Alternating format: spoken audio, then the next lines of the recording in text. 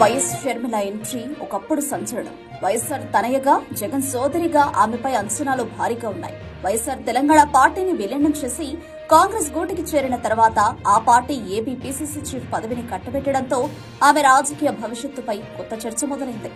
అయితే క్షేత్రస్థాయిలో కాంగ్రెస్ పుంజుకోవడం కంటే ఆమె మాటల్లో అన్నయ్య జగన్ ప్రస్తావన, ఆయన మీద పడి ఏడుపు దృశ్యాలే ఎక్కువగా కనిపిస్తున్నాయని విమర్శలు వెల్లువెత్తుతున్నాయి. తాజాగా సోషల్ మీడియాలో షర్మిలపై వస్తున్న వ్యంగ్యాస్త్రాలు ఈ ధోరణికి అద్దం పడుతున్నాయి.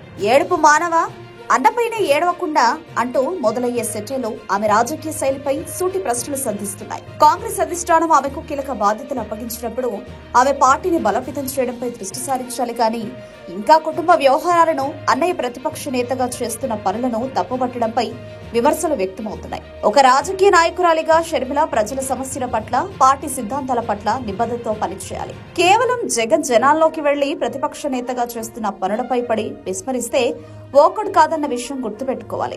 ఇలా రాజకీయ లబ్ధి పొందాలని చూస్తే అది హాస్యాస్పదంగా మారుతుందనేది ఈ సెటైల వెనక ఉన్న అసలు ఉద్దేశం. మీ పార్టీ కోసం, ప్రజల సమస్యల కోసం పాటుపడకుండా ఆ పని చేస్తున్న మీ అన్నయ్య జగన్ పై ఇలా ఏడవడం ఏంటి తల్లి అంటూ నెటిజన్లు ఆమెకు పరోక్షంగా చురకలంటిస్తున్నారు. నిజమే, ఏపీ రాజకీయాల్లో కాంగ్రెస్ తన పూర్వ వైభవాన్ని కోల్పోయి దశాబ్దం దాటితే. ఒకప్పుడు తిరుగులేని శక్తిగా ఉన్న కాంగ్రెస్ రాష్ట్ర విభజన తర్వాత అస్తిత్వం కోసం పోరాడుతోంది.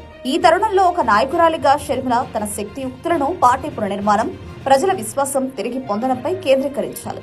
కేవలం భావోద్వేగ ప్రసంగాలు, ఆరోపణలతో రాజకీయాల్లో దీర్ఘకాలిక ఫలితాలను ఇవ్వవు. అది ఆమెకే కాకుండా ఆమె సారథ్యం వహిస్తున్న కాంగ్రెస్ పార్టీకి కూడా నష్టం చేకూరుస్తుందని విశ్లేషకులు అభిప్రాయపడుతున్నారు. ఏదేమైనా షర్మిలమ్మ తన ఆరోపణలను పక్కన పెట్టి కట్టెదుట ఉన్న రాజకీయ పనులపై దృష్టి సారిస్తేనే ఆమె రాజకీయ భవిష్యత్తుకు మార్గం సుగమమవుతుందని చెప్పక తప్పదు.